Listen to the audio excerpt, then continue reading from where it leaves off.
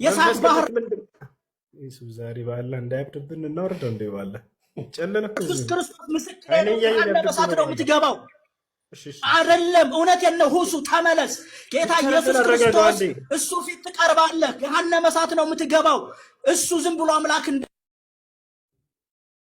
ጨለለበት ዘዳግም 23ን ክፈትለት በኢየሱስ ስም ያንብብልን ወይንም ይረጋጋል። ያን አባቴ በመንፈስ ቅዱስ ሳትሆን የእግዚአብሔርን ቃል ልትረዳ አትችልም። ይረጋጋል ምናምን ትላለህ። እያዳንኩ ነው ያለሁት። መልእክት ነው ዛሬ የምነግርህ ያለሁት። አባ ዳግመኛ እንገናኝም ላልገባም እችላለሁ። እኔ ከአንተ ጋር የምለፋለፍበት ጊዜም የለኝም ወንድም።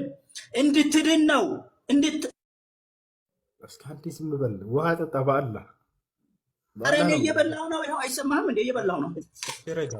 ረጋ በልና ሰው እየተደማመጠ እየተረዳዳ ጥቅስ እየተወጣ ምናምን አንዱ ሌላውን እየተረዳ አንዱ ለሌላው ሀሳቡን እያካፈለ ነው። እሺ ለምን መሰለህ? ክርስትና እንደ እስልምና አይደለም። እናንተ አላህ ምድር ይሁን ሰማይ ይሁን ዩኒቨርስ ይሁን ምን ይሁን ራሱን ያልገለጠ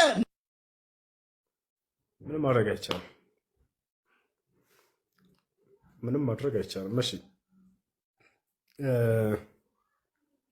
ሳይጨልልብን በጊዜ ብንሸኘው የተሻለ ይመስለኛል። ሀያሽ ክርስትና እንድትከተል ያደረገ ከእስልምና እንድትወጣ ያደረገ ነገር ምንድን ነው? ሃሌሉያ ልንገርህ፣ እንደዚህ ያደረገኝን ቃል ይኸውልህ። ለመጀመሪያ ጊዜ መጽሐፍ ቅዱስን ክፍት አድርጌ ሳነበው ማቴዎስ 5 ከ44 እስከ 45 ያለውን ቃል በሰማያት ላለ አባታችሁ ልጆች ትሆኑ ዘንድ ጠላቶቻችሁን ውደዱ፣ የሚረግሟችሁን መርቁ፣ ለሚጠሏችሁ መልካም አድርጉ፣ ስለሚያሳድዷችሁ ጸልዩ። እርሱ በኃጥአንና በጻድቃን ላይ ፀሐዩን ያወጣል፣ እሱ ኃጥአንና ጻድቃን ላይ ዝናቡን ያዘንባል ይላል። ሃሌሉያ። ይህንን ቃል ቅዱስ ቁርአን ላይ ከምዕራፍ 1 እስከ ምዕራፍ ምናምን 44 ምናምን ብትሄድ አታገኘውም። ቁርአን ላይ ያለው ግን ግደሉ የሚል ነው አይደለ? ኧረ በስነ ስርዓት ግደለው ብቻ ነው። አሁን ስለዚህ እናንብበው ማለት ነው። ግደሉ የሚል አምላክ ደግሞ ትክክለኛ አምላክ ሊሆን አይችልም ብለህ ነው የወጣው ማለት ነው። ይሄ ልጅ በጣም አስተዋይ ነው አለ።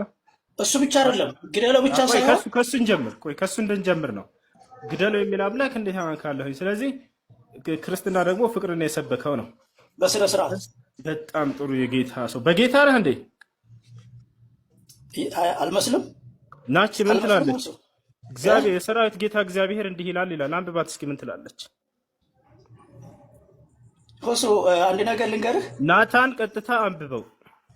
የሰራዊት ጌታ እግዚአብሔር እንዲህ ናታን አንብበው። ቆይ ልንገርህ አባቴ። እሱ ቆይ ልንገርህ። ቅድም መጽሐፍ ቅዱስን አንብበህ እንደፎከርክ አሁን ደግሞ መጽሐፍ ቅዱስን አንብበው። አውጥቼልሃለሁ። ሃሌሉያ ጀምረው። ስማኛ ልንገርህ። እንዴት ከማንበቤ በፊት አንድ ነገር ልንገርህ። ናታን አንብበው በቀጥታ ናታን አንብበው። አትፍራው። አልፈራውም፣ አነበዋለሁ። ግን አንድ ነገር ልንገርህ። ስማኛ አንብበው። ሰውየው ይሄ ነው እኮ ችግራችሁ። እስላሞች የሆነ ግብዝ ነገር ናቸው። ይሄ ነው ችግራችሁ። መንፈሳችሁ ጦጣ መሳደብ ጀመረ። አያችሁ ቅድም ሲፎክር እንዳልነበር አሁን ገዳይ አምላክ ሊሆን አይችልም አስብየው። አሁን እግዚአብሔር ገዳይ እንደሆነ ላሳየው ነው። ገብታችኋል አይደለ? አንብበው። ወንድ ልጅ ከሆንክ በመጽሐፍ ቅዱስ የማታፍር ከሆንክ አንብበው። ናታን አንብብ። ካላነበብክ እንዳነብልሃለን እና አንብበው።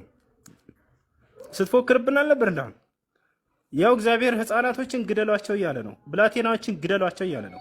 ሴቶችን ግደሏቸው እያለ ነው። እና ላሳየህ ናታን ናቲሻ ክርስቲያን አይደለ? ደህና ነኝ እግዚአብሔር ይመስገን። ክርስቲያን ነኝ አልሐምዱሊላህ። ነበር አልሐምዱሊላህ ልል ነበረ። የድሮ ህይወቴ ያስብለኝ ነበር። ሙስሊም ነበርክ? ከወራቶች በፊት። ከዛ ክርስቲያን አሁን ጌታ ይመስገን ክርስቲያን ነኝ። አርካኑ ሶላት ስንት ነች ዳጊ? ምን አልከኝ? አርካኑ ሶላት ስንት ነች? ሄሎ አርካኑ ሶላት ስንት ነች? አንዴ ቆይ አንዴ እና ጎግል እንዳትሄድ ና አርጎ ያመጣው ሂድ ቶሎ በል። አርካኑ ሶላት ስንት ነው? አርካኑ ሶላት ስንት ነው? ሳዲ ድረስ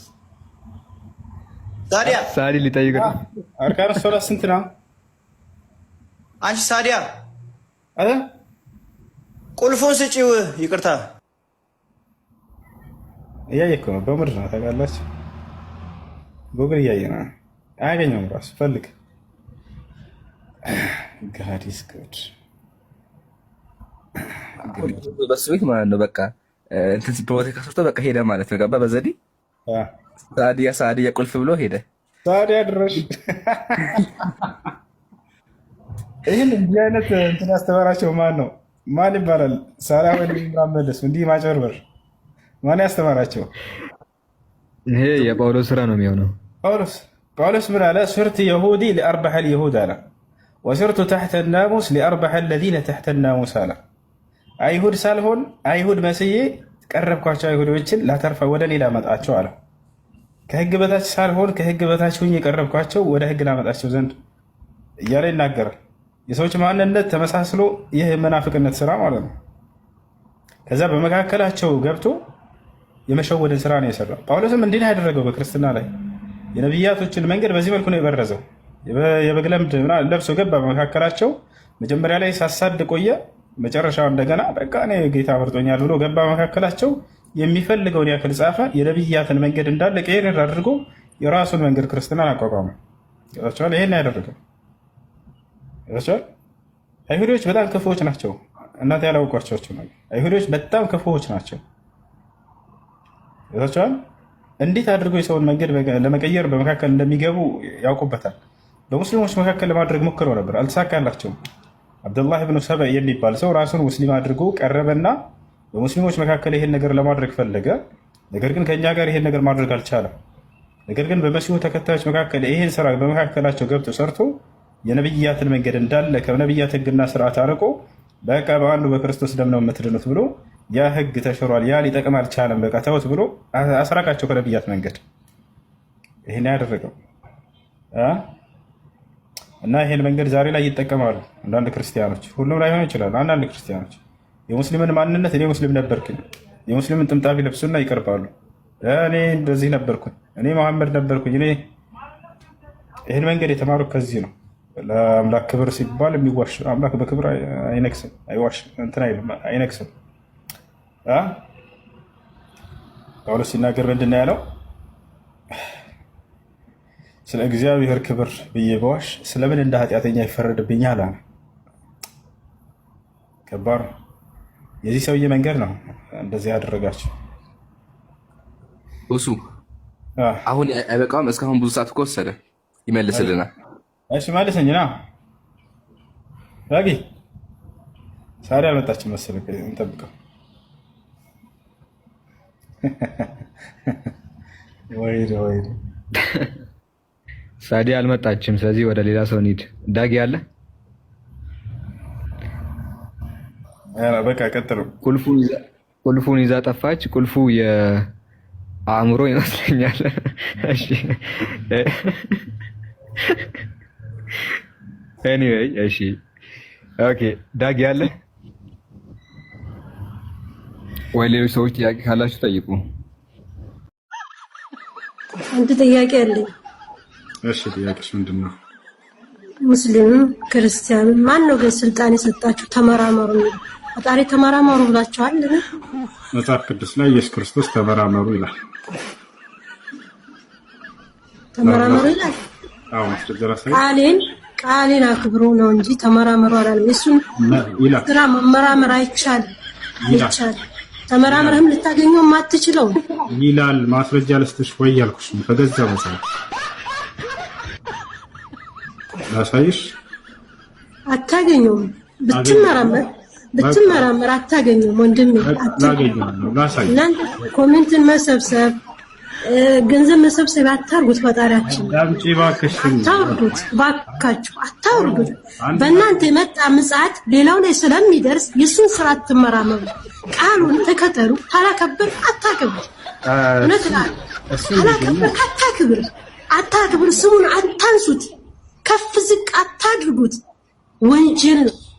ምጽአት ነው የምታመጡት። እውነት እልሃለሁ ወንድሜ፣ እውነት እልሃለሁ ምጽአት ነው የምታመጡት። አትመራመሩ። ቃሉን ይዛችሁ አክብሩ። ስገዱ። በሙስሊም ከሆንክ ስገዱ። ክርስቲያንም ቃሉን አክብራችሁ ስገዱ።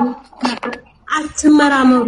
ምጽአት ነው የምታመጡት። እውነት እልሃለሁ ለእናንተ የመጣው ምጽአት ለንጹሃን ስለሚተርፍ አትመራመሩ፣ አርፋችሁ ተቀመጡ።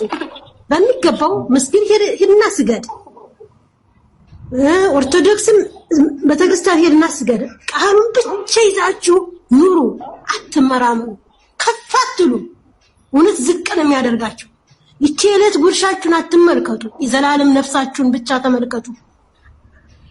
አካል ረጋት ናት፣ ዓለም ቀሪ ናት። ትታት ትሄዳለህ። አትመራመር ወንድሜ፣ እውነት እላለሁ። ጨርሻለሁ። ከእናንተ ጋር ሙግት እግዚአብሔር ዝቅ ከፍ እያደረጋችሁ የምትናገሩት እውነት ሰው አይደላችሁም። እግዚአብሔር ምጣት ለእናንተ ብቻ ያንጠፋችሁ። ተራችሁን ይስጣችሁ።